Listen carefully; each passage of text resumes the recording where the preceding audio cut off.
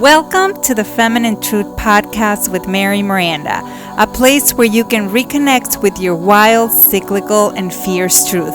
I am Mary Miranda, a mentor, guide, healer, and intuitive coach. I guide women on a journey of remembrance, reconnection, and embodiment of their inner feminine truth. Join me each week to tap into raw, unedited, and unfiltered sacred conversations to help women tap into their inner feminine truth to become bold, unshakable, and apologetic in who they truly are. Let's jump into today's sacred conversation.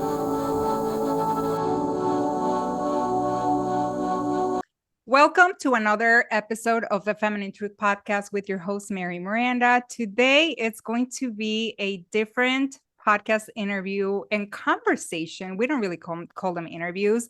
And it's with someone that I stumbled upon on TikTok, and his name is Cesar or Cesar. And it was really funny because I feel like he really targeted me on purpose with the TikTok that I saw, which is this. I'm going to show it on camera. And the title of it, it's Women Going on Dates for Free Meals is largely a myth. So, Cesar, welcome to the podcast. Well, thank you for having me. Yeah, so when I was just scrolling, I was just minding my own business, scrolling, and I saw that because this is something that I've struggled as a woman in dating, that a lot of people think and men think, oh, women just use men for free meals. So then when I started listening to your perspective, I'm like, oh my God, he has a different mindset. He's aware. And I totally agree with something that you said, that up to a certain age, women and men too, we value our time and our energy. And we're just not going to go on these random dates, like coffee dates, hiking dates, just drink dates. Like, I personally do not resonate with those.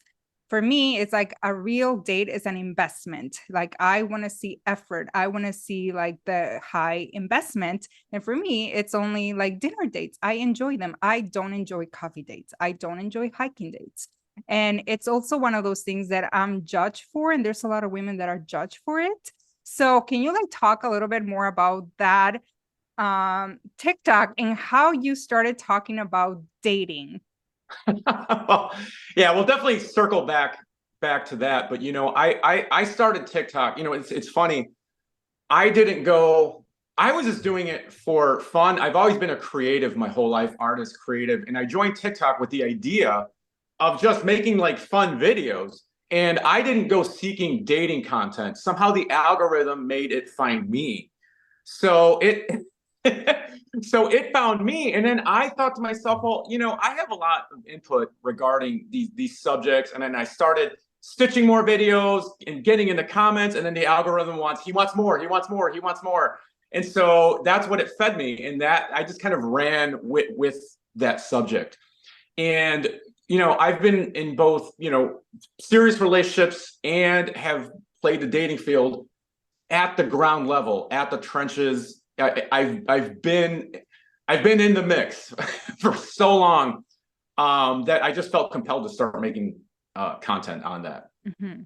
No, because I started like looking, I was like, oh my God, like I want to have a conversation with him because it feels so good to find someone who has the same level of awareness.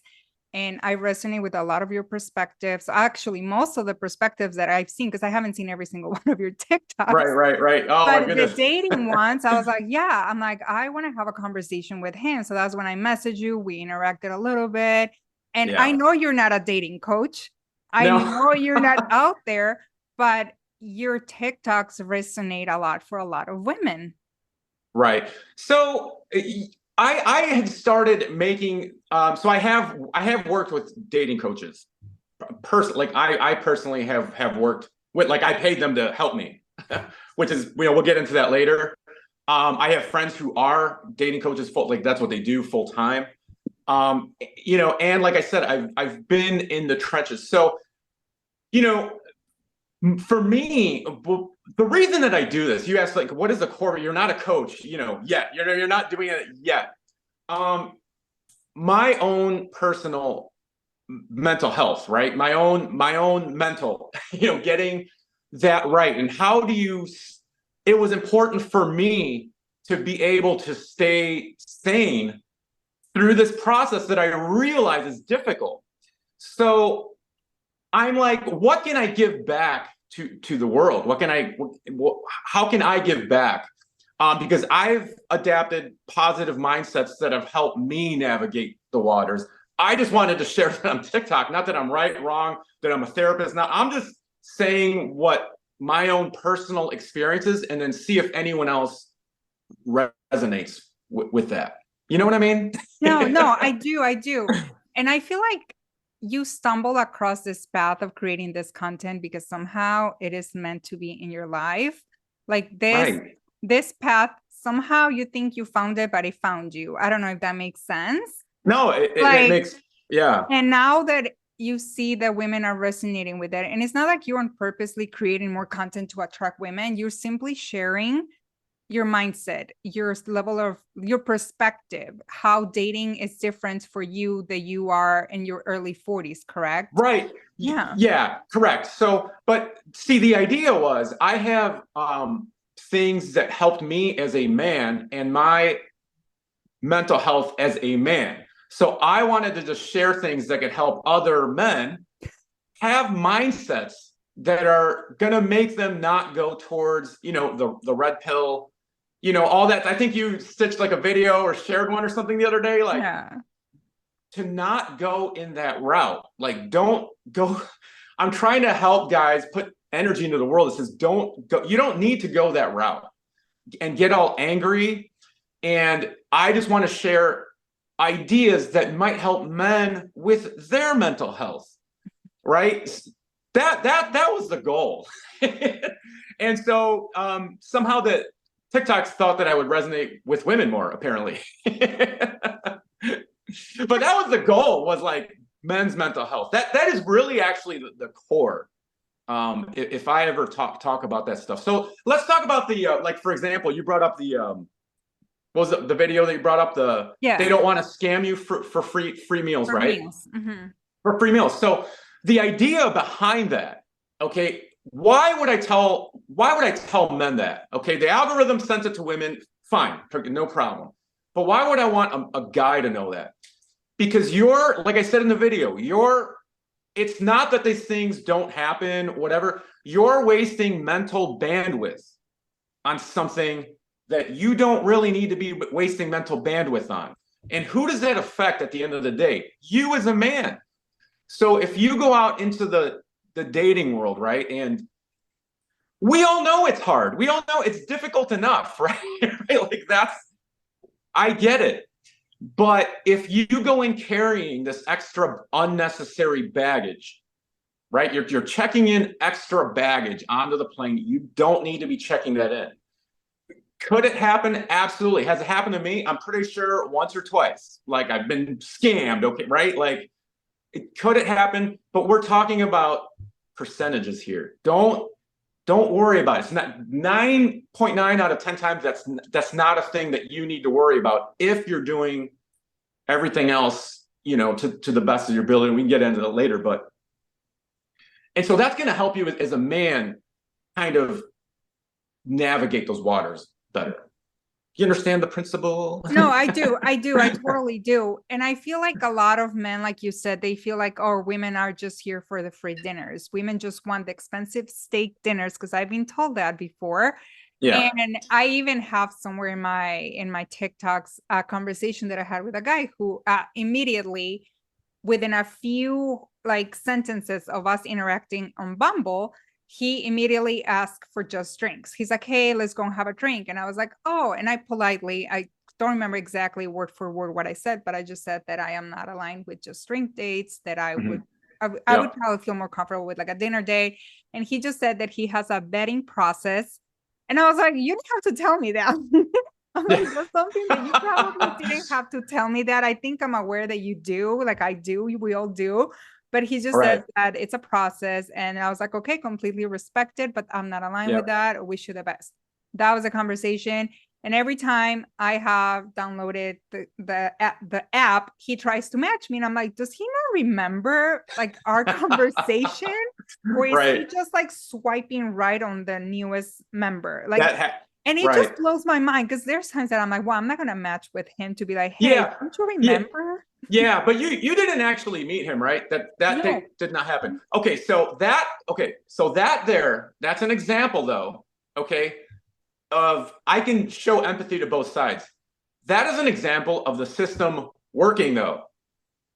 Mhm. That's an example of the system working. That means you matched with the guy, you said A, he said B, you responded with C and D, and you both kind of filtered each other out. Yeah. That's a good thing, right? Like that's a preventative measure. That's a that is vetting so that neither of you end up wasting your time, right? Now, is that what I would? Is that my approach? No. What is your approach? Well, I'm much more like open minded, and because I've always been in management positions, like in my career in like in the business world, and I've had leadership. I've always taken the stance of having an open mind, and a more of let's try it. I'm not going to. I don't know if we could curse or not, but I No, don't you mean can. to shit on your idea. Let's try it. Let's try your idea, and then adapting, like more about an open mind, and then adapting to the situation. So I don't have a particular strategy in terms of let's place you instead of me. Let's flip the scenarios and say and you ask me to a dinner. I would go to that dinner. I like dinners too, right? Because ultimately, that's not really like if you and I had a good vibe in the conversation, right? I'm not saying I would do that right away, but if we had a good conversation and I'm just picking up a good vibe from the conversation on the app, that's really all I need, Mhm. right? That's all I need to just okay, we can go to dinner because ultimately at the end of the day, what matters is what you and I are doing right now is the face to face. Mhm. That he can have all the screening and all that he wants, but really, for me, the face to face is it's what's important. Mm. Um, so I don't really think of that like too much. I'm open. I did a date like earlier this year that was pickleball. What's pickleball? Yeah, we it was a match, and we never. It was a match from online, right? And I had mentioned, can't remember, some restaurant or something, but she's like, hey, we should go play pickleball. We should meet at my gym and go. It's like it's a racket sport, and we never met each other before. I don't know this person from Adam, but I'm like, let's do it. Why not? Let's get out of my comfort zone, right? I didn't even have pickleball paddles. I had to run to Target and get And get pickleball. them. That is so funny. I just like I need the connection. I need to know Right. we vibe. And I know people hate the word, oh, it's not the vibe, but I'm like, no, I need to know we're connecting and I need to get to know you at least a little bit more. Right. Not within the third message you asking me to just go and have a drink. And I understand Yeah. that people would rather meet someone in person. I do too. The sooner the better. I don't want to be wasting my time texting someone, communicating, creating some type of connection on text, and in person there's no connection because that's happened before. That Yeah. has happened before, and I'm like, that is too high risk. I'd rather meet someone sooner. Yeah. And Yeah. also because the connection can be so good on paper, like texting and all of that, but in person, it is completely different. It is totally. That's why I think, like I said, I always say in my opinion in these videos because I'm just some dude that's been I'm in the trenches. I'm telling people, but like um it, the vibe in the text messages is absolutely something that one thing that I look for. But I don't, there it's I see this is another thing about my content, for example, that kind of touches on this a little bit. I can't relate to the safety aspect because you said you need to feel comfortable with someone. I need these certain things. And it goes off my head. I'm like, yeah, she also has like her safety to worry about. Yeah. And I gonna be honest with you, I don't consider my person, I consider the other person's safety. I'm saying my own personal safety is like number 99 on the list of things that I worry about, right? But it's different. It's a complete opposite for a woman. Yeah. And I have to I often take that into consideration. Like that's in the equation as well. And I try to communicate that in my videos and in my content. Yeah, there's a lot of like things that we don't feel safe with, but just like on a feeling safe that we're not gonna be essayed or we're not something like that extreme is not Right. gonna happen. And there's always this communication with friends, like, hey, and I have not done this often where this is where I'm gonna be. This is a person I'm gonna be on a date with, just for safety, just to be cautious. And a lot of Yeah. times people don't do that and horrible things happen. But there's also like that's why I'm like, you need to filter people and have your process of, hey, is this person like aligned with something that I want or not, the belief system. It goes a lot into it. And then decide on a date. Don't just go on dates just and I understand the investment, the men paying and everything, and I understand how men could feel like used for dinner. I can understand that if I put myself in their shoes. And so for me now, it's like it's really hard to go out on a dinner date for me because I'm like, and it's not like I'm picky or anything, but I'm like, I know what I desired. I know my standards. I know my values. I know what I'm looking for. And if Yeah. we're not aligned, why am I gonna waste my time and his Yeah. time? He can be very well matching with someone else who is like better fit for him and me too. Yeah. So it's Yeah. like, let's just not go on all these dates if you don't have the intentions, for example, of long-term relationships.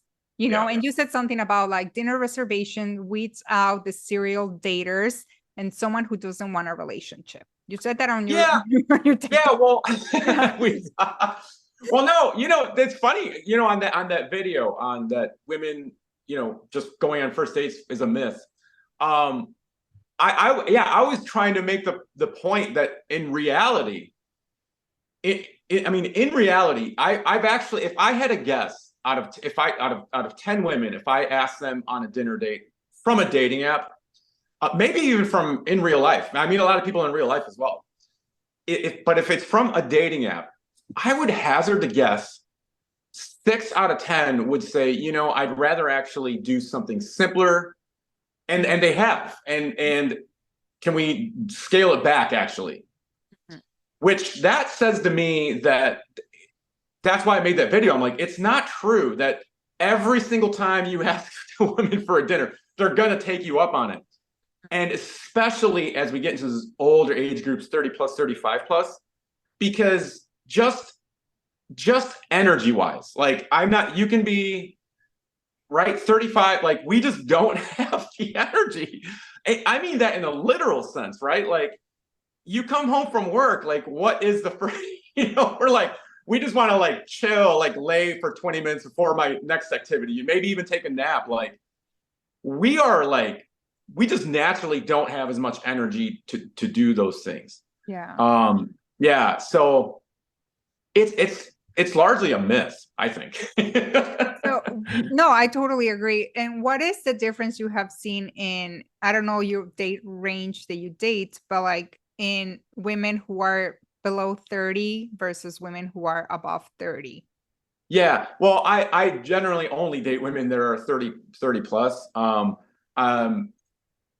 But there's definitely, again, there's differences, just like I said, just in terms of pure energy. I think, but I also think that both genders, before 30, they're still figuring a lot of things out, and that could be said for both genders, right? Like, um, the women at the younger ages, it's very rare that I've ever been on a date, but it's like, I don't know. Maybe they have certain like expectations about me. Like, the energy, I just feel like there's the women who are 30 plus know what they want.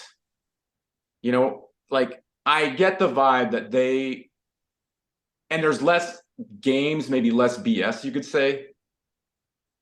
And that's not a bad thing. Like I said, we can weed. I said in another video, I'm like, we can weed each other out. It's okay. And oftentimes with dating coaches, I think I alluded to in that video a lot about age demographic. A lot of those dating coaches, like they target kind of the younger audiences and train them to kind of do the serial dating thing, put volume into it, get as many phone numbers, as many dates as you can, because that way you're going to find out what you like and you don't like. And I think that is perhaps there may be a grain of truth to that at a certain age demographic. But I think when you get like older though, I think it completely reverses. It is like I'm 39. I look younger Yeah. though, but like, Yeah. like now it's like I don't have the time. I'm exhausted when I come home from my full-time job because I do have a full-time job. Some days I don't want to create content. Some days like I just want to go to sleep. And for me, like I remember like I used to go on days like on a Tuesday and then Right. go to bed later and then have like a drink or two, and that would impact how I feel the next day. So now for me it's like, no, like I don't want to do that. It's only on the weekends. One, two, I have to be aligned with the person, and I'm not just gonna say yes to a dinner date just because the guy's cute and whatever. Or, Right. I'm like, no, there has to be more like essence. I need substance. I need depth. If this man doesn't know how to carry a conversation, it's also like like an ick to me. And there's Yeah. just a lot of things that go into it. But yeah, it's more like I want someone that knows what he wants. And I hear a lot of men who say that women like my age group, we are gonna die alone, single, because I say that I'm single by choice at the moment. I'm not Yeah. dating, I'm not on dating apps. So there's always like this insults, you're gonna be a cat lady, you're gonna grow Right. old and alone because you have too many standards. I'm like, well, yeah, because we have gone through so much. So our tolerance for bullshit, it's so low. And this makes men so mad. I know. Well, So yeah. men, Well, so men. yeah, because I was gonna say, I mean, that's just one of those typical red pill talking points. Just like in politics, you see this in like politics discourse a lot. There's just like these talking points that they have to hit every time. And that's one of those, that you're this or that. But again, I go back to worry about your like, okay, then if a certain demographic of people is outside of your preference range, you can change your preference range. Like you don't need to say anything. And that goes back to your own personal mental health and worrying about shit you don't need to be worrying about. Like that it doesn't affect you. Like just worry about your cubicle. Yeah, no, no, That's one of those subjects, like worry about your own cubicle. no, I totally agree. You have to be very selective. And like I have my filters like to the age range, the distance even that I'm looking for. I'm like, this is just what I want to see. I don't want to see anything beyond that because I know I'm not gonna go for that. Yeah. And it's worked, but right now it's like choosing to just be single at this moment in the summer. It feels good to me. And if I meet Yeah. someone in the wild, then Right. great. Which is something that you do, which you call the cold approach. Right. How do you meet people like outside of the dating apps? Yeah, well, I do enjoy restaurants. I do and still enjoy going out, but not Friday, Saturday nights, even Thursday nights. But I also live in Chicago. you know, we're there's a lot to do entertainment wise. There's big culinary. I love restaurants. I love restaurants. And nowadays, I'm not young anymore, but I really enjoy like the cocktail, the happy hour, cocktail hour, like 6 p.m. to like say like 9, 10. Then after that, I'm kind of I'm kind of cashed out. But I do enjoy nowadays. I enjoy that time period. I enjoy going out, going to restaurants, and when you are put yourself in those types of scenarios, being very social in like, you can do like intramural sports, for example. I can join like a pickleball league or whatever. I have friends who are in the volleyball leagues. So, and of course I have my social circle of friends as well. So there's those three components. The only difference now for me is I am not afraid to walk up to a woman and, you know, just interact with another human being. I'm not going out and doing like pickup, or it's not like I'm punching in for work and doing the cold approach thing. It's just, I just want to meet people, go out, meet people. A lot of times your friends introduce you to people. But you would be amazed at how receptive people are. I've often gone out to restaurants and certain places, by myself, just have a drink, have a burger, watch the game, just sitting there, people sit next to me. And I would say 99% of the time, everyone is super nice, wants to at least say something, right? And through doing all that and doing some, cold approaches as well, and just I'll often ask a group of women, what are you celebrating tonight? What's the occasion? And people will talk and they'll kind of let you know, and then you work in, you're at the cause, not the effect, right? If you don't do it, it'll never happen, sort of thing. Take that chance, talk to that stranger, even guys. I talk to a lot of dudes. If I'm out by myself, watching the game or something, and there's guys around, I'll talk to everyone. So it's about being social. And I'm a huge fan of that. Really huge fan of that. And I was not always that way. Especially, I was gonna ask if you're an extrovert naturally, and if you are not naturally, then how did you become? Who was Cesar before this Cesar? Yeah, I mean, it's funny. I mean,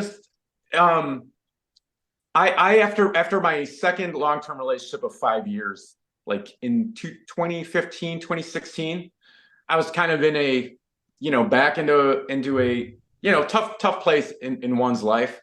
And again, these social media algorithms, I'm telling you. But at the time, it was just YouTube. I was watching, YouTube a lot. TikTok wasn't around then, or anything, and it started showing me men's dating coach and just dating content. And I'm like, oh, well, maybe this can help me kind of change who I am, because I used to be very introverted. And the relationships that I did find seemed to be more just luck, right place at the right time, which isn't bad. I'm not saying any of this is bad, but it was more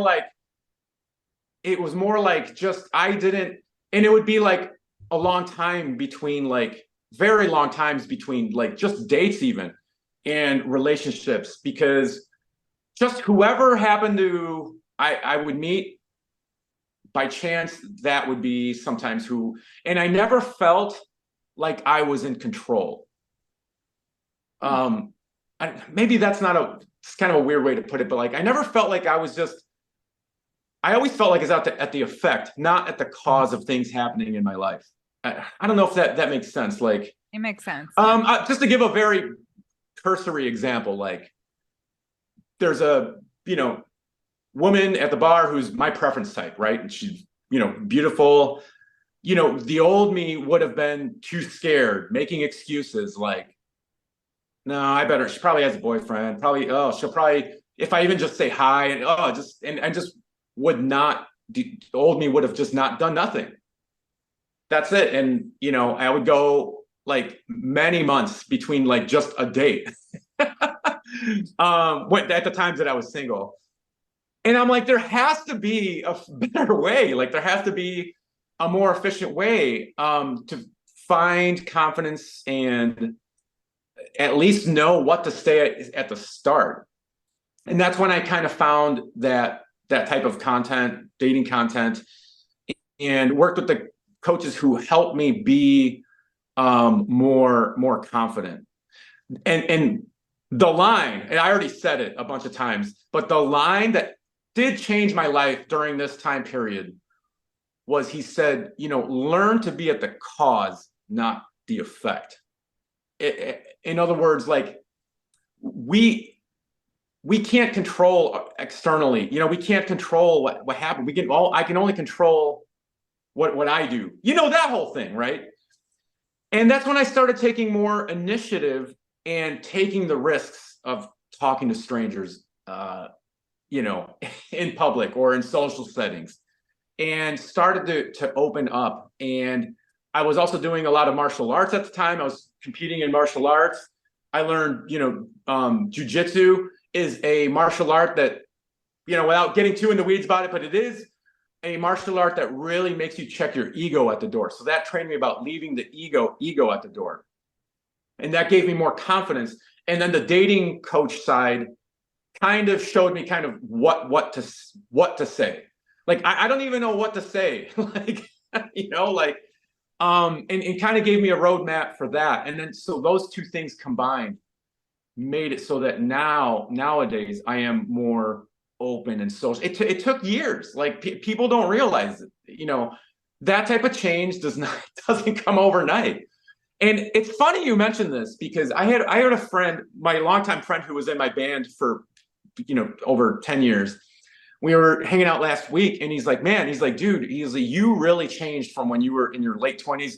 You were quiet, reserved, and fast forward now, dude, you are like, a lot more social, and it's noticeable. And for him to say he's known me for forever now, is pretty cool. So it did, but it took a lot of work. No, that's good. I actually love this, and this is something that I want to get into, which is men's mental health. Mhm. And I'm a huge proponent. Obviously, I do have a Hispanic background. I'm Latina, I'm from Mexico.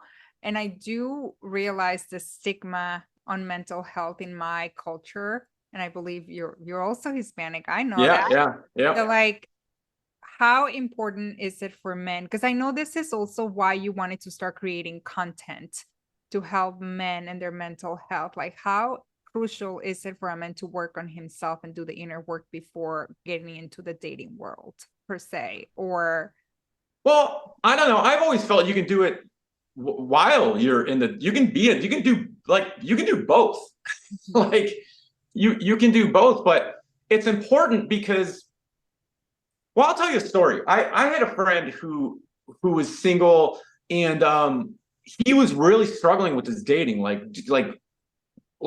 first dates were not connecting. Like, he was not connecting, but he was also like very awkward. He would rarely get second dates. He couldn't even get like a kiss at the end of the date.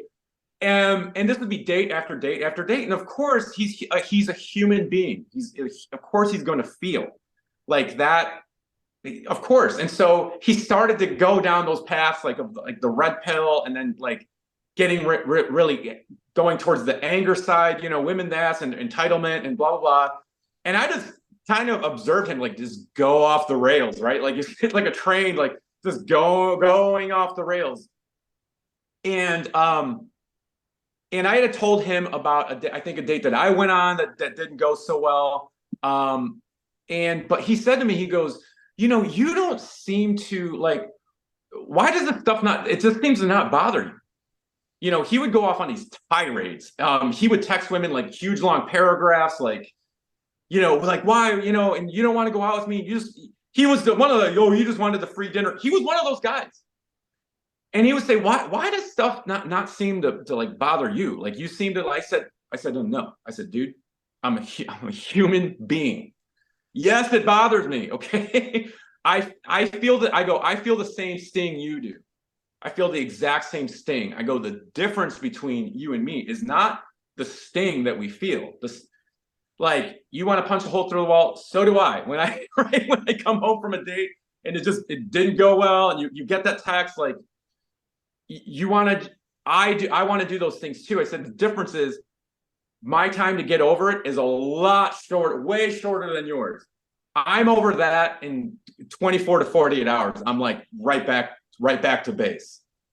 You linger on it for like a month or two. I go, that's the difference. It's not that we don't feel. We should. We would be sociopaths if you and I did not get as upset in the same way. I go, but the difference is I get over it way quicker. Why is that? Circle back to what you were saying. It's because it's the inner work. It's the reflect extreme ownership. There's a book by Jocko Willink called Extreme Ownership. Look that up. It's about doing the inner work, self-reflection, and taking ownership. Be at the cause, not at the effect. You know, be the leader that you guys purport to be of your own life. And when you start doing that, your anger periods are shorter. Not that they don't exist, right? Right? That's the difference. I get just as pissed off. I want to go on TikTok and comment, you know, make all the same thing. But within a day, it's, you know what? I'm good. I'm back to baseline. That's why this stuff is important. Mm-hmm. So okay, so you get over either is the rejection, the failure, the disappointment, and you still, like you said, you're still a human being. You still feel all those things. Right. But like, do you do any type of inner work exercise to like be able to bounce back super fast versus other people who like linger on it, who like stay on it for weeks and they just end up deleting the apps? Like I've done it before. Well, The rage that comes in that you go, I'm sorry, I didn't mean to interrupt. The rage that goes that you just feel so frustrated, disappointed that you delete the app and you want nothing to do with dating, and the disappointment. And it's like, how can we shift to a different mindset to get over it fast and not see it as a total failure? Yeah. So I like that. See now we're connecting the dots in this conversation because what you just asked circles back to me joining jujitsu, martial arts, okay? Because when you show up to that gym in the evening for your evening class, you show up to the gym, you really do for like an hour or two forget about the outside world, and your ego gets checked at the door, and you're getting a workout, and it just gets your mental back like quicker. You leave that gym. I've done yoga before. Again, I was a musician for many years. I played in a band here in Chicago. So I have like those outlets, right? Funny enough, I started doing jujitsu and mixed martial arts like when I got out of my first long-term relationship. Again, it's always during like these low periods. It's always like when it's these valleys, right?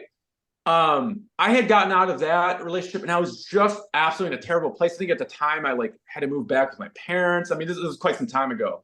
And I had a friend from my hometown and went to my hometown bar, and he's just like, hey man, he goes, why don't you go to a gym I'm going to that's a mixed martial arts, you know, like the UFC type fighting school. And I'm like, oh man, I don't know if that's who I am. I don't know, man. Well, all right, I'll try one class with the guy. And then it was not me. Like, I am not a fighter. I'm a total like but Mary, when I tell you I showed up to that class on that Saturday, I felt like my life was changed at that point. And I actually stayed doing jujitsu. I ended up doing competitions. I competed 10 times. And I've literally stayed in that for the rest of my life. I love this so much. And that's what helps with the mental on those, circling back to the dating. That's what helps kind of put the train back on the main tracks, right? And I told my friend, I go, dude, I feel too, but you got to start doing things, turning your life around. Start doing things so that you can, feel that pain because you're supposed to, because you're human, right? It's not, you have this illusion that Cesar just just da-dee-da-dee-da. Oh, he doesn't care about these things. I do. But you got to start doing things that is going to get you back to base quicker. Get that same turnaround time that I have. But keep your feelings as a human for sure still. No, I totally agree because, and this is funny, I started my journey of healing after I left a narcissistic, emotionally abusive relationship and many years ago. And I started not knowing what to do, but one day I was fed up of my own bullshit. I was tired of Yeah. feeling so sad. I was tired of not wanting to be here anymore. I was tired of the betrayal and the Yeah. hurt. And I was like, okay, I don't know what I'm gonna do. But I started running. I started going to the gym. I was petrified of going to the gym. So then I would go and run. I started running like 5, 6 miles per day because I gained weight in that relationship. And then I would come home and I would go into my parents' garage and do P90X back in the day. Oh, I And it remember. Yeah, I started, remember. yeah. So like, because I'm I like remember P90X. I'm terrified of people judging me because I don't know how to lift weights. And I was like, okay, you know what? I need to get over that fear. So I found a trainer, a personal trainer. I was like, I need to go to someone that teaches me because I want to feel confident in the gym. I want to know what I'm doing and I want to have muscles. I finally, after so many years of always saying, I'm going to have a six pack for my birthday, I'm like, I am finally going to get to that. And I hired someone and she taught me, and she was like, she was also like my therapist, and she taught me so much. And then she competed in like fitness bodybuilding bikini, and then somehow I was like, I want to do that too. So then I did that, and it's like this little, I got goosebumps. And then it's little milestones that when I was up on stage, even though I didn't win, for me it was like I learned discipline, commitment. I showed myself that I could do it. I showed up for myself every day. Goosebumps. Even the days that I didn't want to show up, and I made a promise when I started the gym, and I was like, I am always going to show up for myself, no matter what happens the Yeah. day before, if I was crying or how I feel. I honor my feelings too, but I am always going to show up for myself. And I've kept Yeah. that promise since 2012, and I still do Right. fitness. So my outlet, like you, it's fitness. You release the rage, you release whatever you Yeah. go through. But I also have other practices like emotional freedom technique. I meditate, I do breath work. I have so many practices. I think Yeah. I did a TikTok the other day. Like, people should be focusing, if dating is not working, like take some time, detox from what's happening and look inward. What do I need to do? What do I need to Yeah. address? What core wounds? What limiting beliefs? What do I need to do so I can come back to Right. me and go back to dating with a different mindset? Yeah. You know, it's funny. It's funny you mentioned that. I did a video. By the way, the reputable men's dating coaches say everything that you just said. That you're communicating. Hey, women, let's do this, right?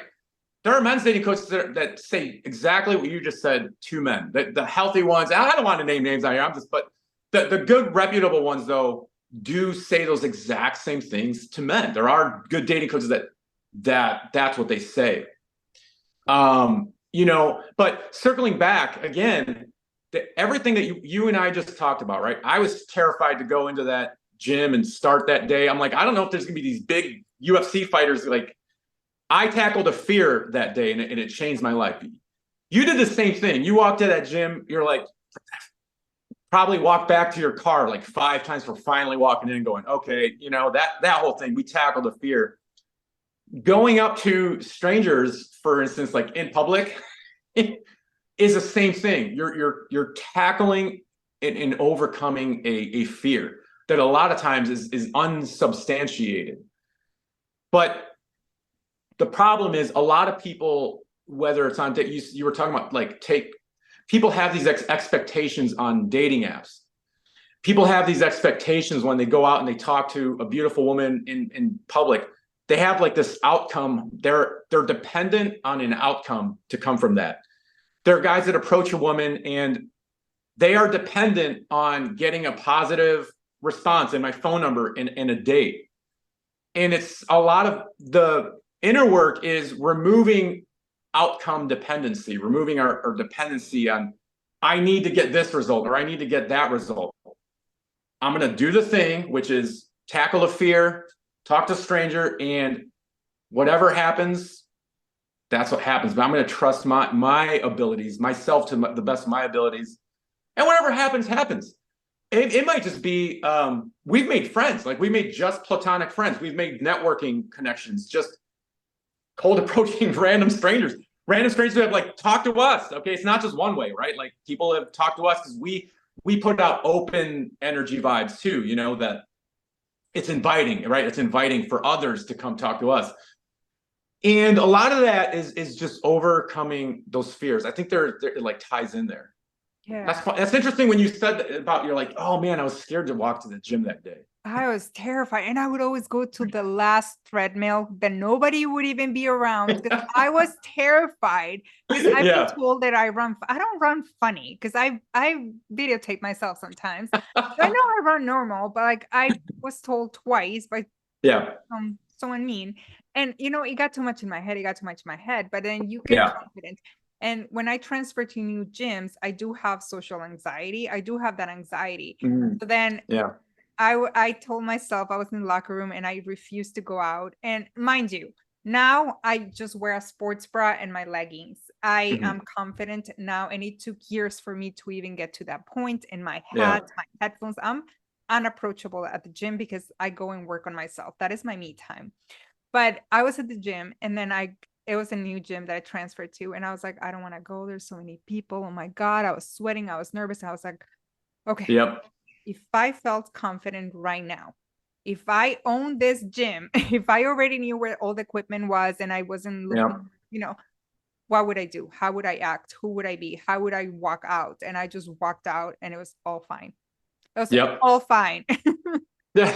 And it's like this social anxiety. And it's this thing that I'm like, I look very unapproachable.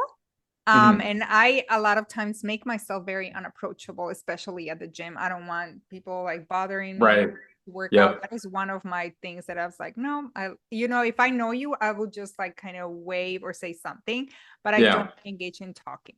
Second, women, and this, I'm going to tie this back to meeting people out in restaurants and stuff like Mhm. that. How does someone become more inviting? Or for you as a man, how do you know when a woman, it's like, don't bother me, don't look at me, unapproachable, Yeah. versus a woman that it's more like open? What are the characteristics or the body Yeah. language that she does that oh, it's a cue that she is receptive and open? Yeah, yeah. So this is actually a great question, and as a compiler of dating coaching advice, there are actually several schools of thought to this. Okay, number one, there's a segment of the dating coach part guys who say, don't worry about, like, just take social awareness out of it. Just approach. Like, don't think. Just go. Right. Um, the other school of thought, though, is I tend to not just I tend to like try to use some social awareness and look for the right times to approach, which a lot of dating coaches would scoff at me for saying that, but I'm sorry. I I don't want to be like a machine. Like, I actually want to take social awareness into account. I think my friends do as well. I think it's the best policy. So oftentimes you can just tell that someone is not open. Okay, a lot of times you will see women in a social setting having what I call a heart-to-heart conversation. Like, they're talking about who fulano dijo que esto que el otro, and they're and they are locked in conversation, right? And I won't approach in those scenarios because it's just, you're interrupting people. Like, I'm not with women who are perhaps sitting by themselves.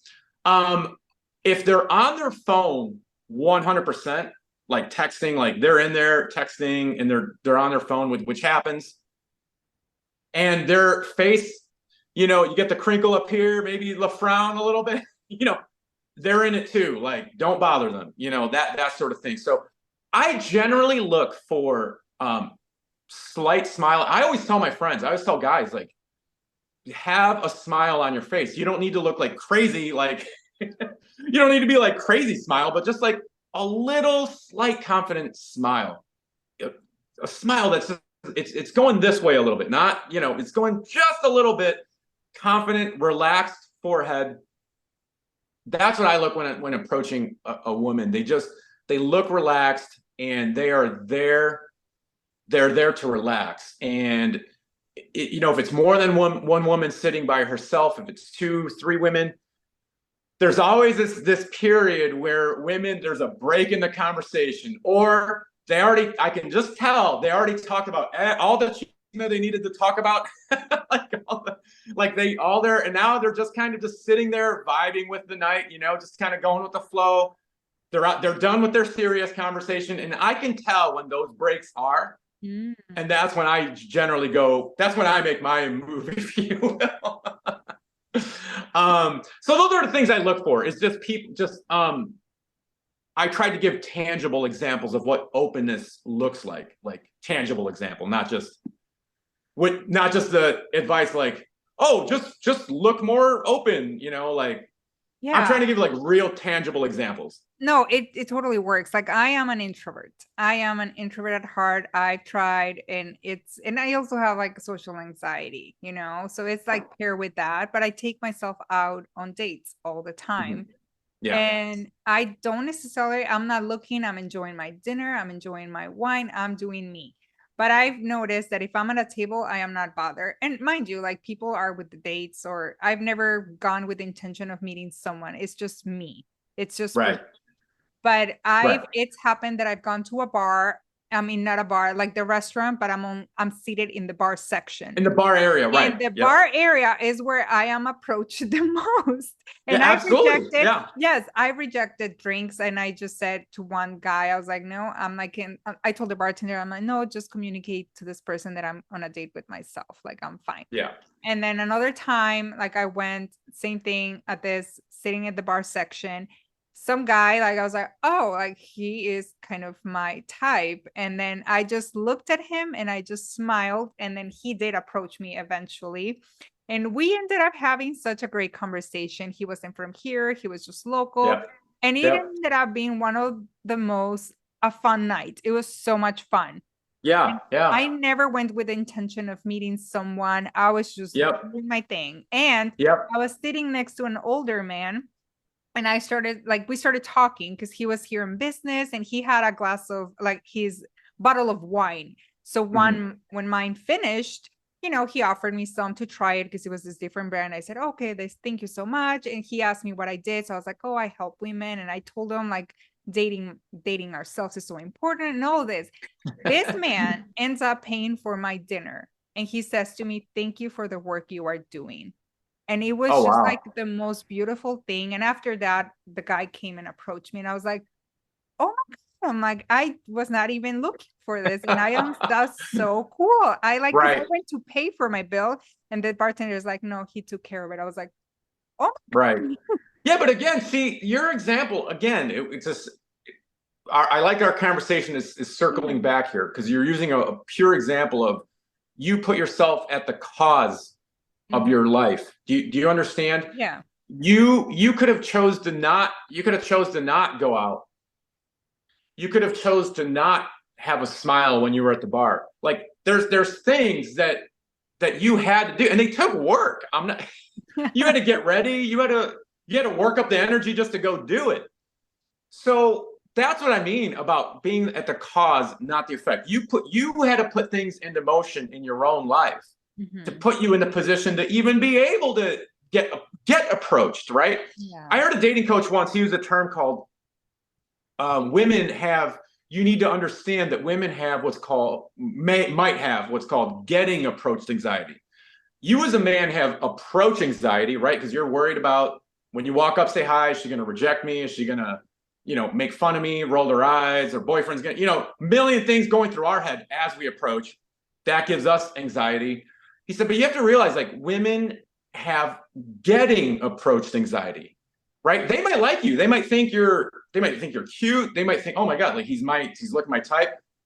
They might have even have already been looking at you across the bar and are excited that you're coming. It's not, I don't mean this in a negative way.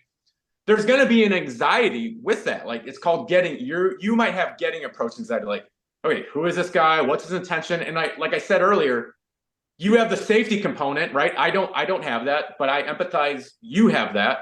So there's that you have to like weigh in your head. All right. You got to manage all these things as you're being approached by someone. Um, so you were at the cause, you put all those things into motion, right? And that's what I try to communicate to men. A lot of times, if you had a bad night or a bad day, go back and just, again, mental health, where might have, without beating yourself up, where might have I have gone wrong on this, right? Did I not screen prop? what things did I not do to put into motion to hopefully skew the odds towards success, you know? So I think yours was a good example of be at the cause, not the effect. Is what I'm saying. I'm going to keep coming Yeah. back to that because I'm No, telling you yeah. that is what like really helped me get over my introversion that I used to have. And I did the personality testing. I am like a EN. I don't know. The most introvert. I am on the E side though, apparently. Yeah, And I yeah. always have been, but it just maybe just didn't come out of that shell. Mhm. That cause and the effect, again, that is what changed me to say to myself, I'm the one that needs to make shit happen here and take responsibility when it doesn't work out, right? You know, I love the coffee and dinner date analogy. I've made 20 TikToks on coffee dinner date. But really, I'm just using coffee and dinner as an analogy. I just use those as analogies, right? I'm not even referring to coffee and dinner in the literal sense. You could replace dinner with anything that's more involved and maybe more costly. You can replace coffee with anything less than. These are just words that I'm just using. You know, I forgot where I was going with this.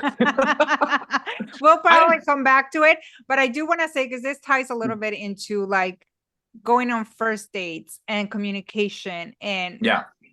and I guess there's like this anxiety and fear of what happens after the first date. How do you know, like, I guess like the communication aspect, like being ghosted, like, how do I know they liked me? How do I know she likes me? How do I know he Right. liked me? And I guess like you said, a lot of people have this attachment in the outcome. They're so focused that this has to work, that they're not really open to it's just an experience because they're so worried that he liked me. Like, is he gonna text me back? And how long do I have to wait? Like, he should Yeah. be texting me back right away. Like, am I gonna get asked on a second date? Is like, like the anxiety that goes with that. So can we Yeah. Oh, tell me that? Let's talk oh, about this. well, no, absolutely. I mean, and especially the more you like the person. Yeah. But I've always told my friends, I always said, again, I've always told my friends, I always said, you know, the first 3 dates, um, the first 3 dates, be ready for anything, but expect like nothing. Because like I have so many stories. Like I'm just like, honestly, guys, just be ready for anything, but don't expect anything. I mean, I've been on dates. I've never really been on a bad date per se, but just I mean, I have encountered every possible scenario that you could like think of. I've been on dates where, and I don't just mean first dates. I mean like anywhere in the first 3 date range. I've been on literally situations, 1 date, 2 dates, there's 3 dates where everything is amazing. Like you think like, wow, this is like absolutely great. And just out of nowhere, it's over. Either they fall off the face of the earth or you get the literal text, hey, I'm just not feeling this, whatever. And it's just over. And it's just like, but you went on like 3 awesome dates. I've experienced situations the opposite, the total reverse.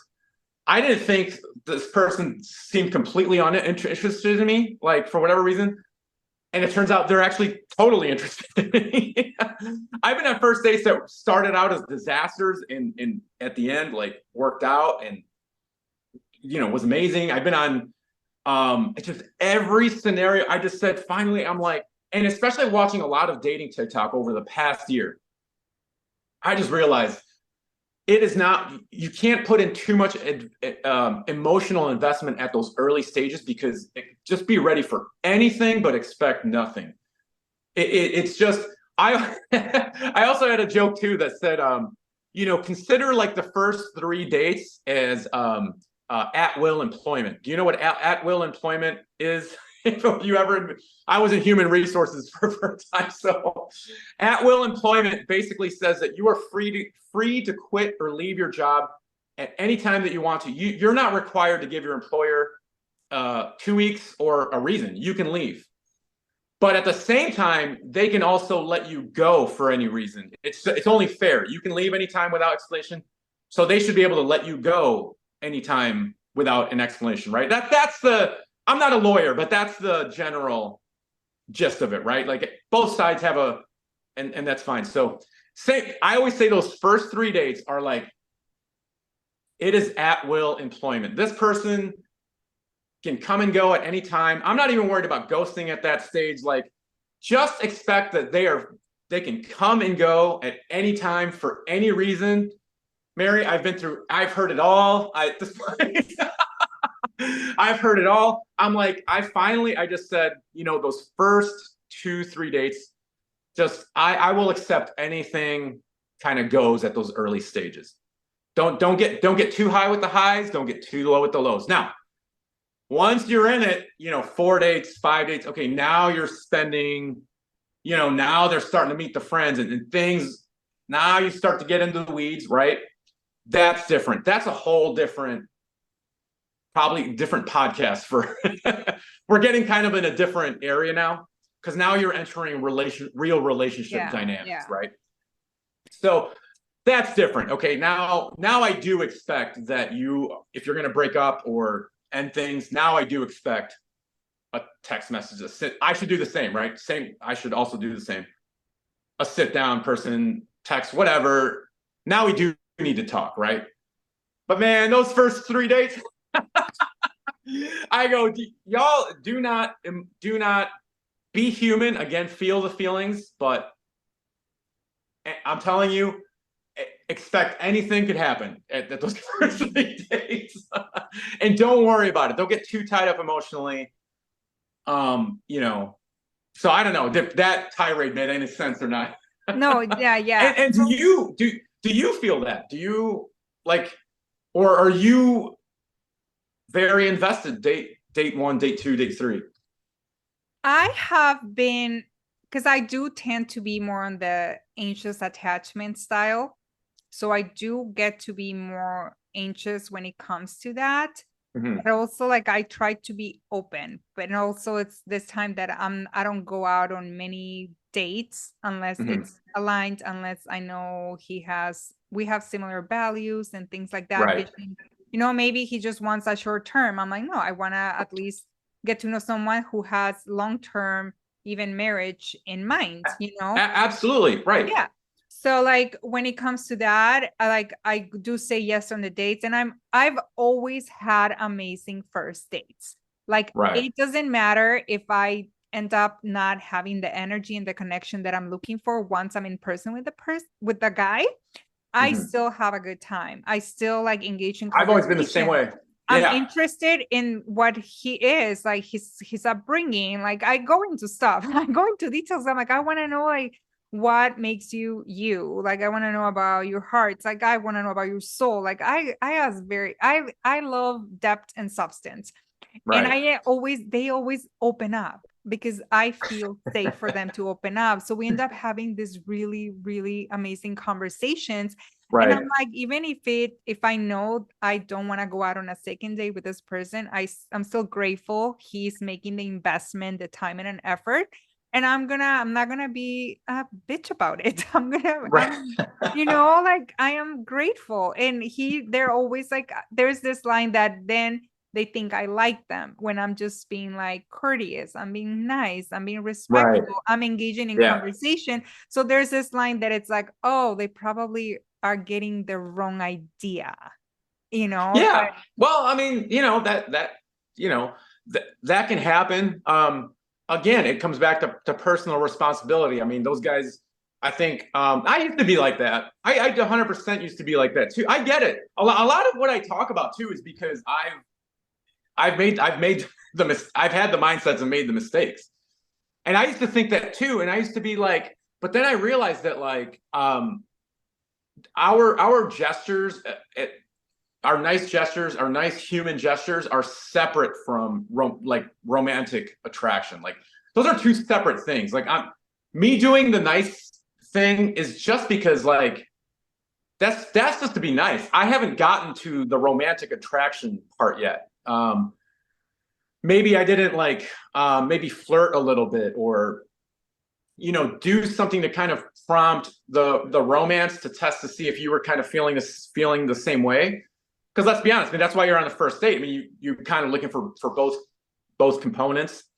But yeah, those are like two separate things, like being nice and like the romantic attract. That's what I'm saying. Like that's what I mean. Like expect anything and be like, I've been on dates, where I absolutely thought it was going great, like romantic, like, oh, she seems interested. And then like 20 minutes like after we've gone home, it's like, hey, just want to let you know I had a really great time, but just didn't feel the connection. Like nobody likes getting that text, right? I mean, let's just be honest. Like, I mean, nobody.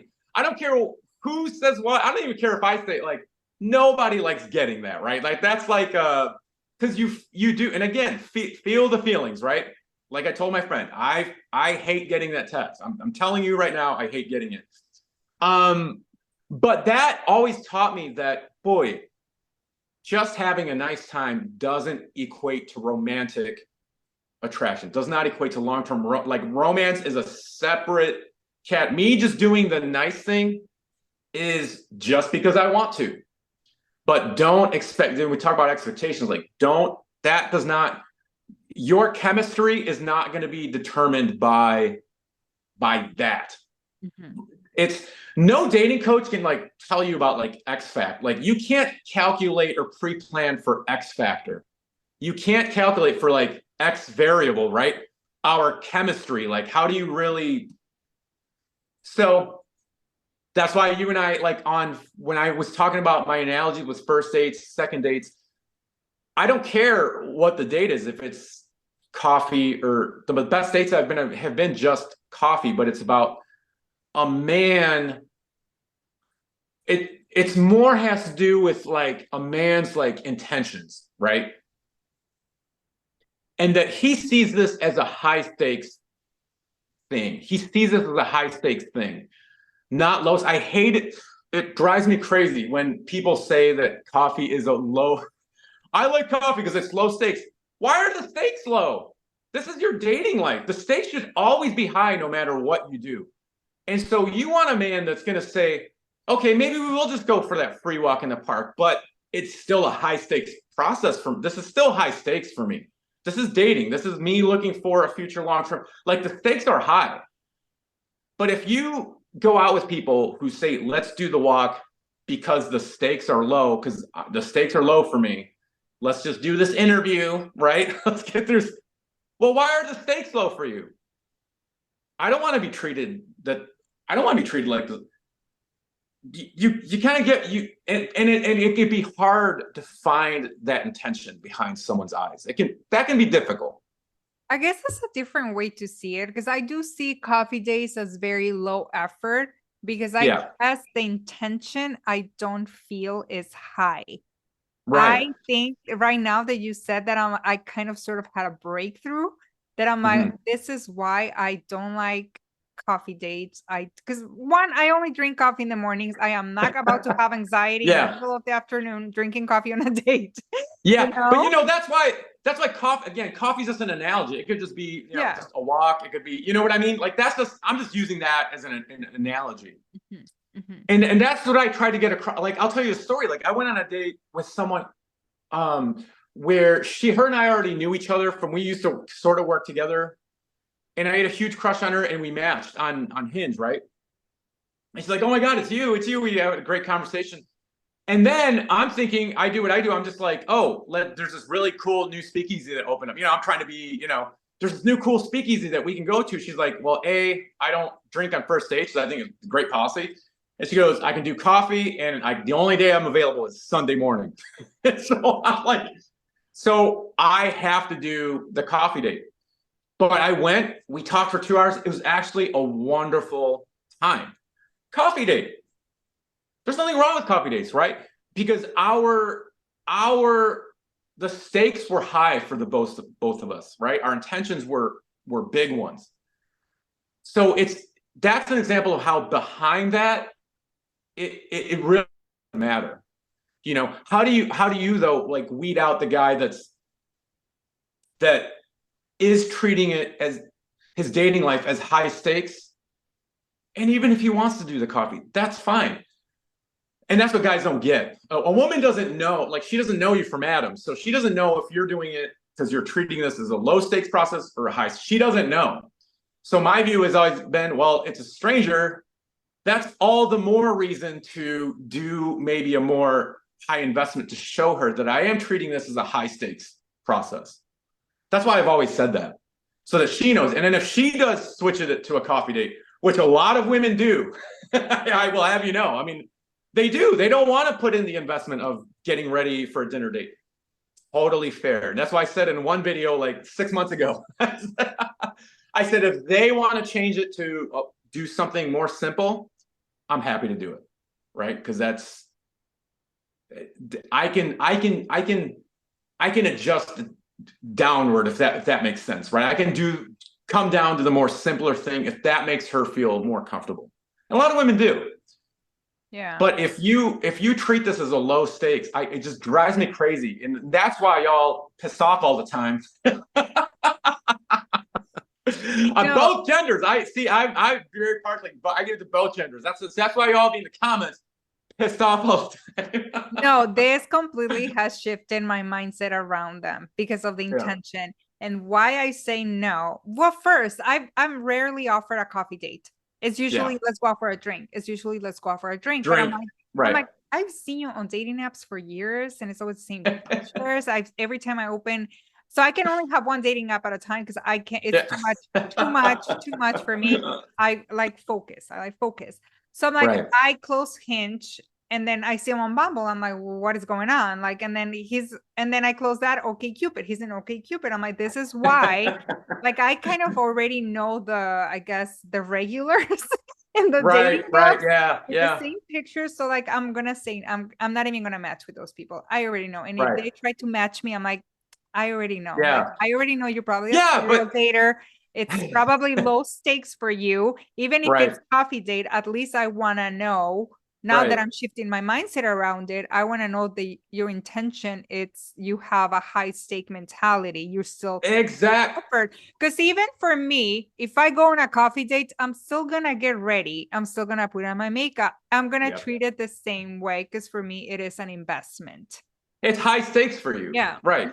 And so that's what I've always said. Like I have a friend, like I could tell you stories for days. Like honestly, I mean, we could make this like an 8-hour thing. Like, but I know a guy who would just go get ice cream because it was cheap, but the process was low stakes for him because he was in a more casual phase in his life, which is fine. We don't do judgment here.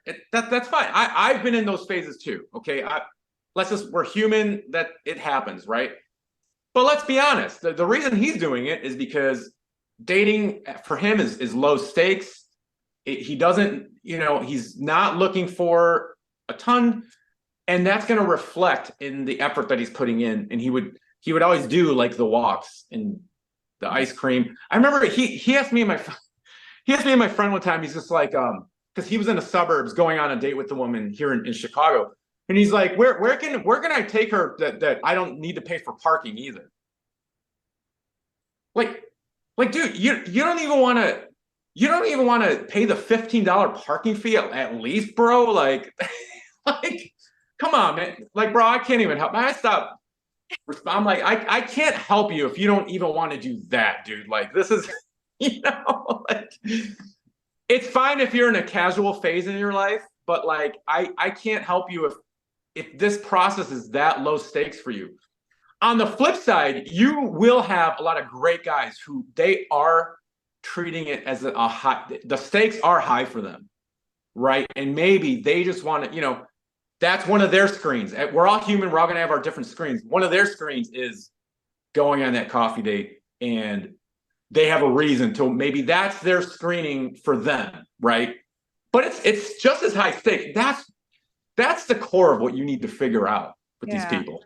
There's a lot of, and what I've heard from women and on Facebook groups that I joined, The reason why a lot of women prefer a coffee date is because it's quick, it's fast, and if they don't want to be there for long talking to this person that they're not aligned with, they can just take off within 20 minutes. Right, That is the right, main reason why a lot of women choose coffee dates. right. So to address that right there, everything you just said, I've been battling this in TikTok comment sections for the last year.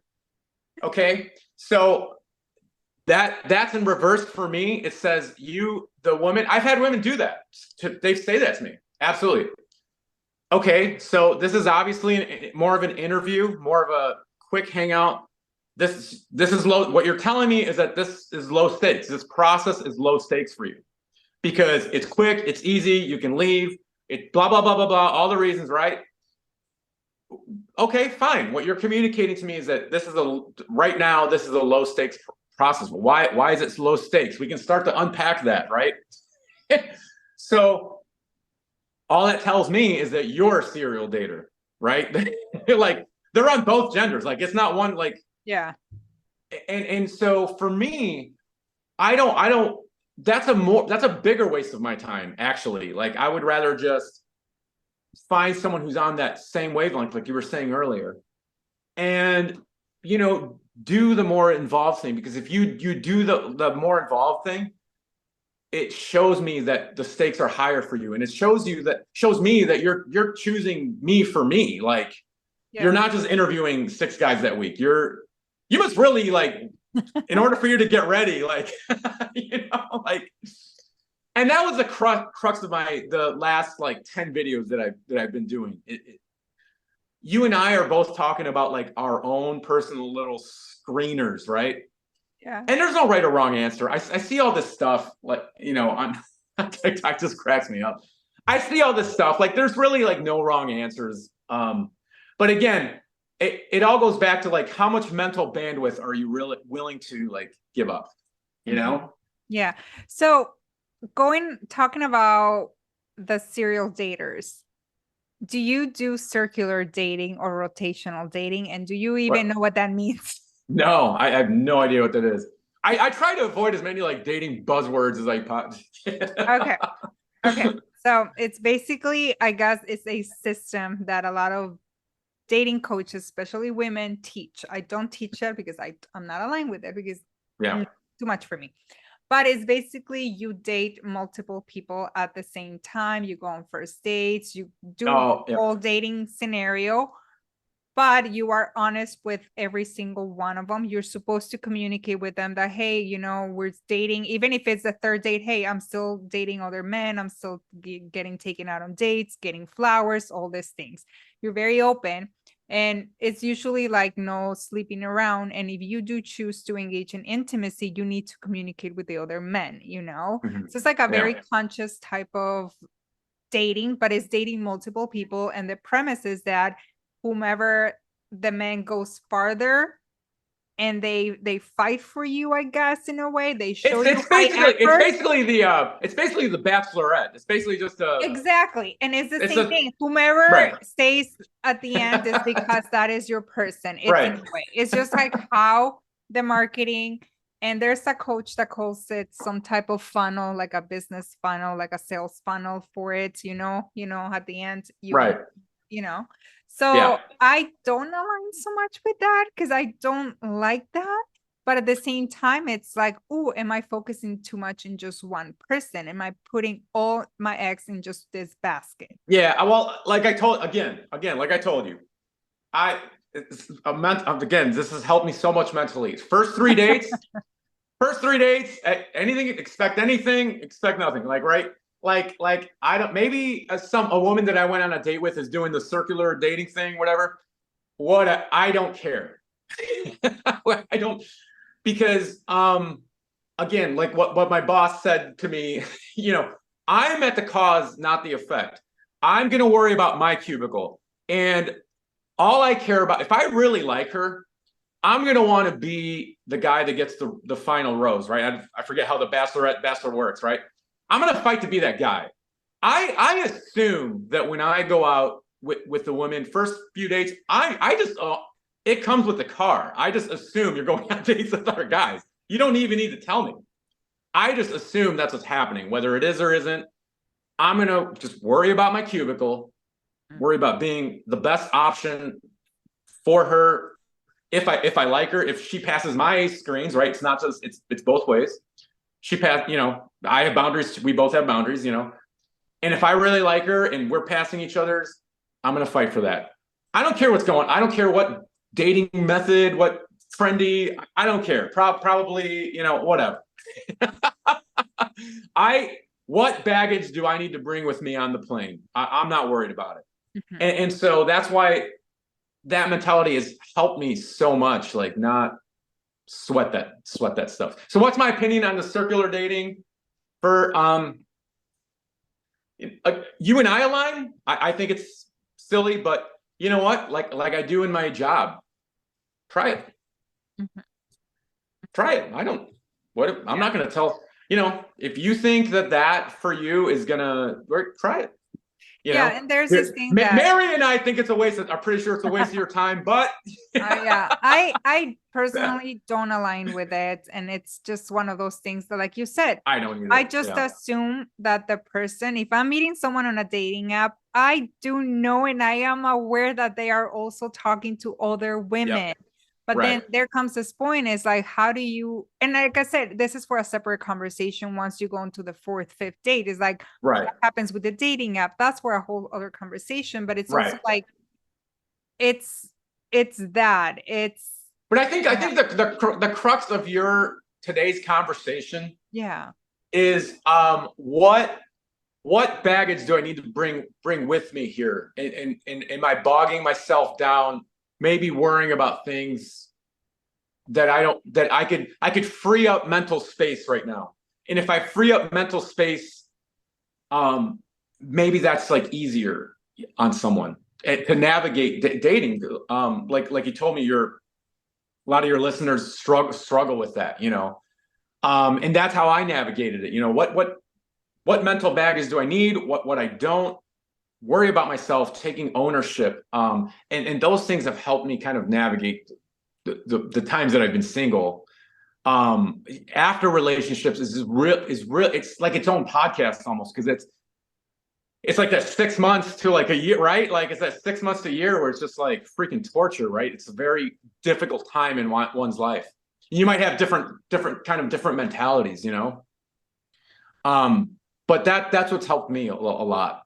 no, that helps a lot. So like, I also want to talk about communication, because I sent you a TikTok and I was like, oh, let's talk about this. And you're like, oh, this might be a debate between us or something. So like, let's talk about communication and texting, and like during the early stages of talking and just like matching with someone, and what happens after the first date. Like, how much should you be texting, and what happened? Because a lot of women, they struggle with that. Oh my God, he hasn't texted me. I don't get good morning, good night text. Like, he doesn't seem interested. Yeah. Sometime around December, I did a TikTok. I don't know if you saw it. And this one got, I don't know, got like 30,000 views or something. And it was about this very subject. And I said, in my own personal life, the only point I was trying to, I said, in my own personal life, I don't text my family, my friends, my coworkers, people in my life. I don't text them every single day. I go, I don't have daily communicate, like I don't text them every day, right? I said the only person in this world that I do call on the phone every day is my mother, right? I'm Latino. We have, that's just everyone in the comments was making fun of me, like, oh, he's just a mama's boy. I'm like, no. They don't get I'm it. like, yeah, I'm like, you're missing the point of my TikTok. That was not the point of the TikTok. The point, the message that I was trying to send was that other than this exception to the rule, everybody else in my life, I don't have constant communication with, right? So I have my best friends for over 20 years that I don't text back for like 3 days. That's just, and neither do they, like, to me, right? Like, it's just, we just know each other for so long. Like, that's just our relationship after 20 years, right? So I said, why would I behave differently for someone that I just met? And I don't mean that in a bad way. It means that if I text you as if I'm a daily texter, when I'm really not. I'm not that. My base in life is that I'm not that way to anyone. Why would I early on be texting you every single day when that's not who I truly am? Mhm. That's my point when I say that. So I'm not going to text good morning every single day when I don't do that for for anybody. I want to kind of be what I am so that way, if we do get into a relationship after a month or two or three, you're not shocked by the fact that my texting has gone way down, right? Because I'm returning back to base. Do you follow me? Mhm. Like I'm returning back to what I normally am. You don't get that shock. I'm already who I am. It's more for like just alignment. Now, I did have one of my female friends. She saw that TikTok, right? And she texted me right away. She's like, no, Cesar, you have to text every day. Like, she made me change my mindset. She made me change my mindset, and it might be where you're going to go in a second. She made me change my mindset because a little bit, early on, because she's like, all my longest relationships started with the guy kind of giving me that, texting me every day. He's like, the fact that they don't know you is all the more reason to initiate more texts. Like that's where she goes. She let me have it. She's rolled her eyes. She's like, Caesar, you can't. You seriously going 2 to 3 days without like texting a woman? Like seriously, like she's like, that is ridiculous. Like you, that's all the more reason to kind of let them know that you are thinking about them. She's like, maybe you're just afraid that maybe it's like an anxious attachment thing. You're afraid. You're afraid. You're like afraid that they're not going to reply, and you're kind of avoiding the pain a little bit. But she goes, you got to get in there. You got to get in the weeds. You got to see what's up. Text them that good morning. And then maybe have that conversation later about you know. I just don't want to over. You know what I'm saying? Is there a part of you that it's a little emotionally unavailable to communicating? Oh, 100%, absolutely. Yeah. Um, Or like an avoidance type of No, energy? it's more avoidance than because I told her too that I'm like, well, she's like, do you hate it when if they were to text? I've had women like for sure, like they text me every day, right? She's like, do you hate it when they text you? I'm like, so okay, so you don't like initiating it, whatever. She's like, do you hate it when what if they text you good morning every day, which I've had? I go, I don't mind it. I don't mind it. I've had like I get into text conversations and everything. Like it does not bother me one bit. She's like, but you don't do that. Why? What is it that you're avoiding? And that kind of did make me reflect a little bit. That yeah, So, it caused me to have a little more empathy to be like, okay, I still don't like, it's still quote unquote scary for me to do, but I realize that I have to do it. That's an area that I need to work on. yeah, like I'm gonna tell you a little story, I guess, Oh, about I like stories and anecdotes. Yes. so I have ended things with men that don't communicate with me. And Mhm. I understand that people communicate very differently, but I have voiced to them, I have communicated with them that I'm huge on words of affirmation. That's my primary language, which kind of the love bombing, I need to be careful with the, future talking and all of that. We need to be careful with that. We need to be cautious. But I like good morning. I like to know that they're thinking of me. I like to Mhm. know that I am in their mind. I like to know because it makes you feel special, important, at the beginning, and they're interested. If I don't see an interest, if I don't hear from these people, then I am gonna assume that they're not interested in me, and I'm just gonna be turned off and find that behavior unattractive after I have said, hey, like I want not, I don't want to engage in conversations full blown all day because I have a job. I'm busy and I know you're busy. I understand. Yeah, I understand that, I but was gonna get into that in a second. little acknowledgments that like, oh my God, like good morning. That feels so good. That makes me so happy. And the energy, see, Right, I got goosebumps. The energy that it brings me of happiness just like makes me glow and vibrate. And it makes your day better. When you know right. someone that you're vibing with and liking and going on dates, they like you. And for me, it shows effort. it shows that they're interested, that they're willing to say good morning, that they're thinking about me. Even if I don't get a daily good night, that's fine. But at least an acknowledgement throughout the day that they're thinking about me, that Yeah. I'm not forgotten. And Right. the reason why I rejected these men, it's because they told me too that this is a pattern that they struggle with. And this Mhm. is a huge reason why they get into a lot of fights with previous exes. This is two people that I thought were Mhm. great fits for me. But I was like, Yeah. okay, so they told you constantly they wanted words of affirmation, texts were important, communication. You refuse to like compromise on it and show Yeah. effort.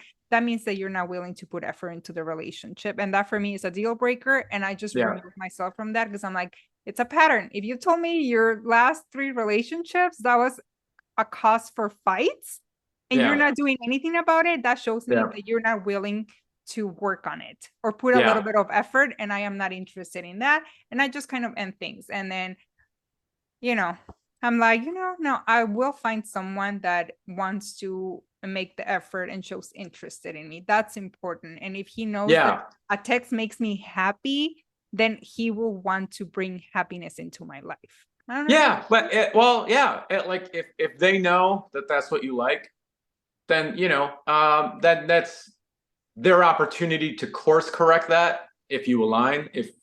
But again, that might be the system working. Like that might be you weeded out people that maybe didn't align with you. But if they know and they just don't do it, well, that's different. Yeah. Like that's Yeah.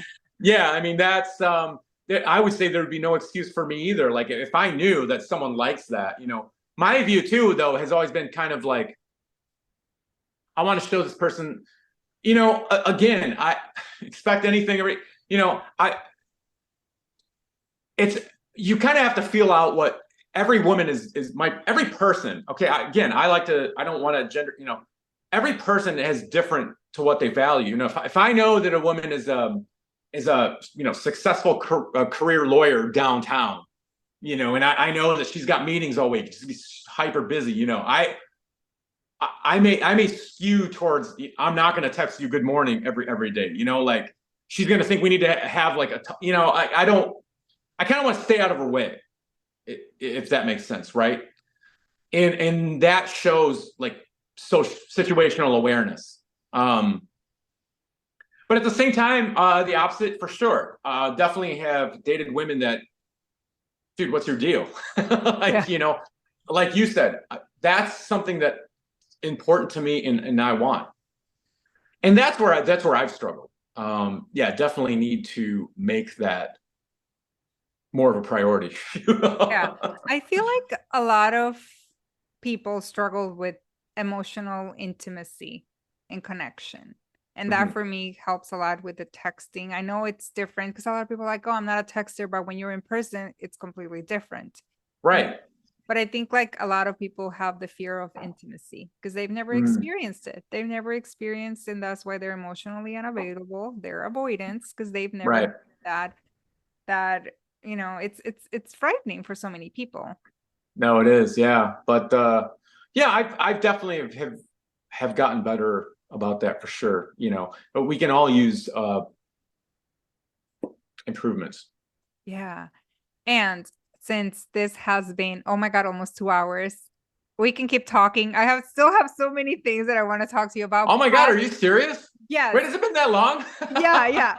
But I do want to be mindful and respectful of your time. And I'm so happy that you came and have this conversation with me. So I do want to close this. We can Yeah. keep talking. I'm telling you, we might have to do a part 2 because there's so much. Oh, maybe. Yeah. Yeah.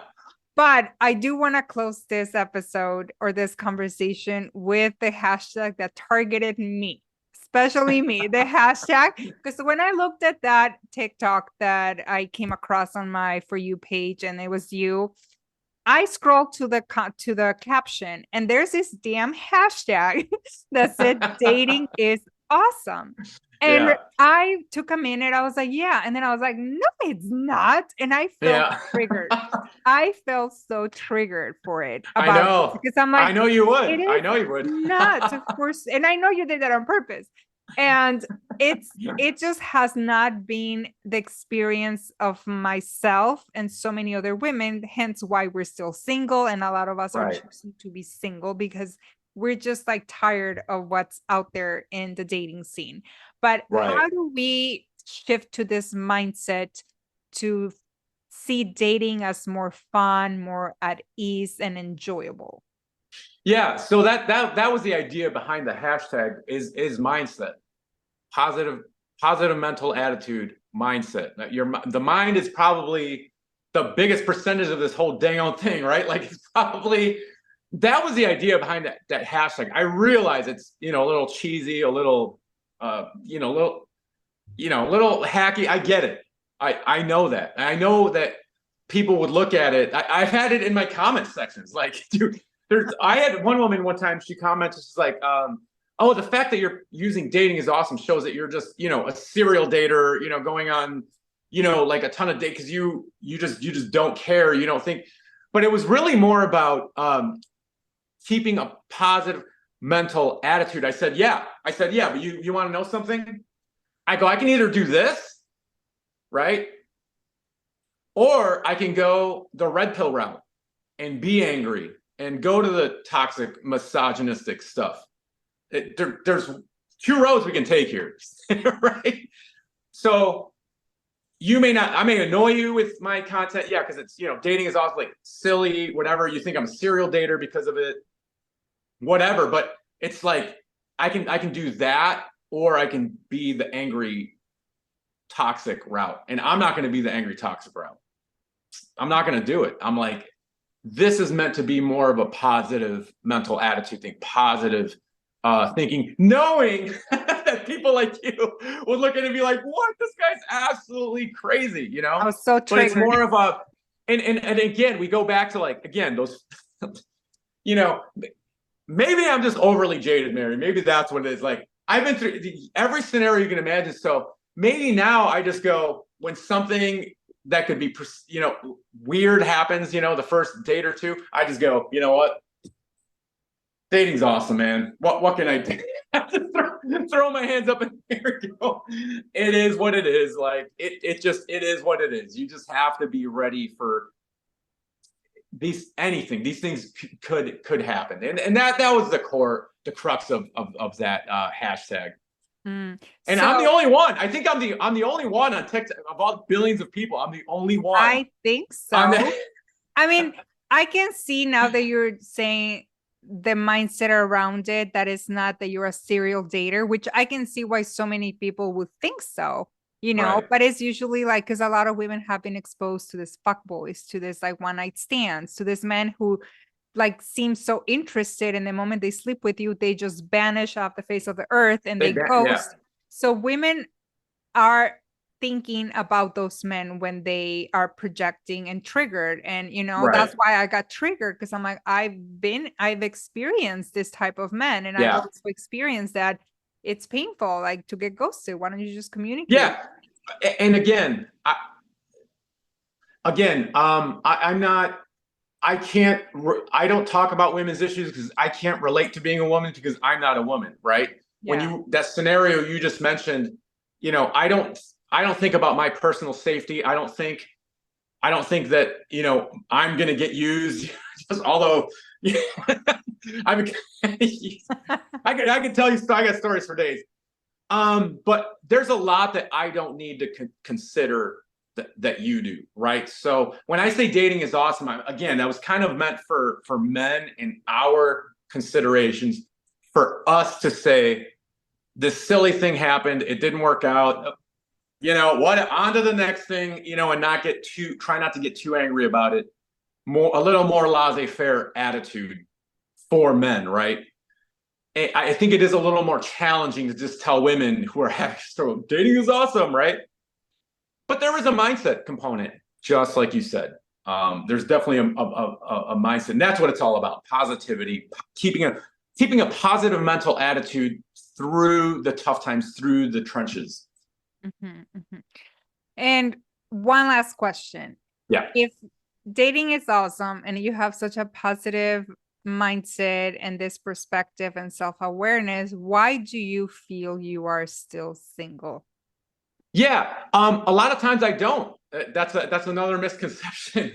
I often do land back in relationships. I do. I've been in long-term relationships that were on the precipice of marriage, you could say. I do get that. That does happen, right? For me, I've ended up, single again. So it's like, okay, now I got to do this. Now I got again, I'm human, right? Now I have to do this again. I have to get back into the trenches again, right? Well, let's keep got to get back in there, got to get back in the mix. Let's keep a positive mindset. If we're going to do this, and we have to, unless I want to die alone for the rest of my life, let's keep a positive mental attitude and get back in the mix. And many times I do actually end up dating people. So yeah, it does. It absolutely, it happens. Mm-hmm. Mm-hmm. Yeah. Okay. Is there anything else that you want to share? Any like last words, wisdom, advice, anything that you feel like someone needs to hear? Oh my, well, I mean, I think you and I have covered like 1/10 of what we actually wanted to talk about. I agree. I actually agree. I could keep talking to you. It's 2 hours. I can keep I talking didn't to know you. 2 hours went by. Yeah. I just, Yeah. yeah. But So let's just say, like, if someone comes on okay, so let's just put it this way. You want people to contact you because I know you're not a dating coach. I know you are not a dating coach yet, or you're just like sharing your experiences and knowledge right, and wisdom, things you have experienced, and just like you're putting yourself out there, right. like if someone comes on your TikTok, what is it that you want them to get from your TikToks? Oh, just to hear one person's, that there's 8 billion people on this planet. You're hearing one person's perspective that might be in a situation that you're in. You're hearing one perspective. I could pull, up 20 of my friends here. You're going to get 20 different perspectives, and you're going to take in all, different perspectives. You're just hearing one person who's in the trenches. You're just hearing their perspective. Can I relate? Yes or no? If yes, cool. If no, why not? Let's have a conversation about it. I love conversation sections when people start. I love that because we're having discourse. You know what I'm saying? You don't need to agree with me, and so it's just a safe space to have a conversation. That's what I aim for. So and to get maybe micro influence bigger influencers with ideas, and it's an ideas exchange, and that's all it is from my vantage point. Anything else you want to share? That is it. So where can anyone find you? Because I know, like, I found you on TikTok. It's all I know. I guess that would be it for now. That name was just like it's just a made up name from a Google band name generator, and it just generates anyway, it's a long story anyway. It's a silly name that I came up with, but that it's just on TikTok for right now. I trust that you'll put it in the my it's going to be in the show notes, the link to your TikTok, because I know, like, and this is why I wanted to have you on the podcast, because I'm like, you are not a dating coach, you are not a coach, you are not someone who has this, like, an expert like that I would bring into my podcast, like the previous ones. You are this person that I connected with, and I was like, I can see this person doing more content like this that really helps people. But that's what I mean. It's like a real person that's not, I have nothing to sell.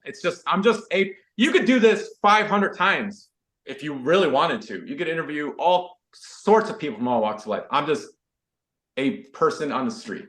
Yeah. I'm a man on the street interview.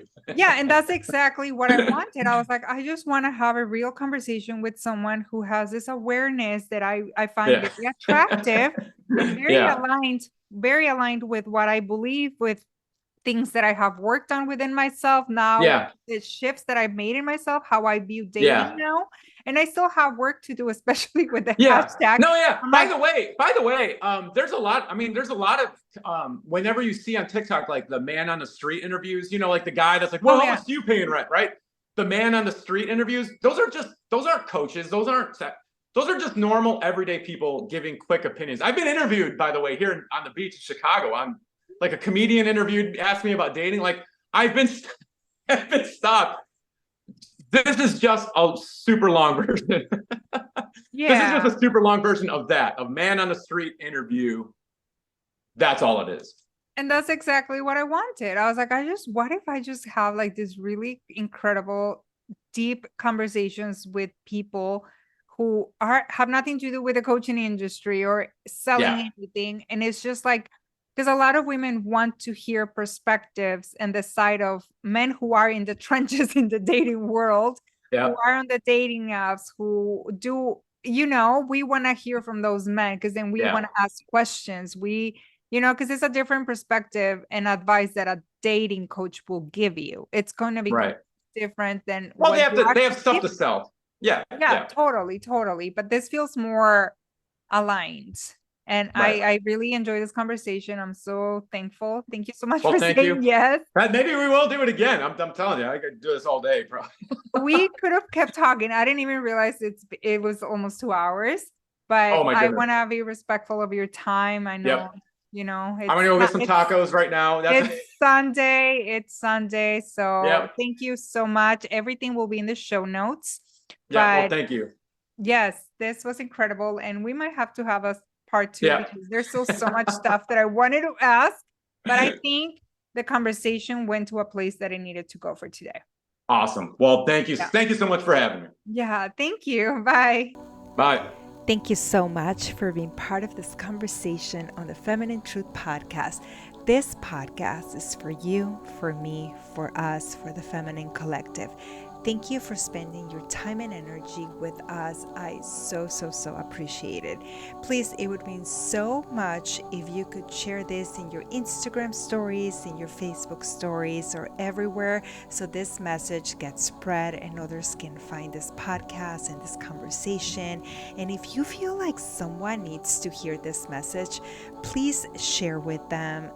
I would be so grateful for you, and let us know your thoughts, how this has helped you, how you connected with this topic, or how this has felt in your body. And lastly, if you feel the pull, I would be immensely grateful if you could take the time to leave a review so more people can find my podcast and this conversation. I'm sending you so much love, and I'll see you on the next episode.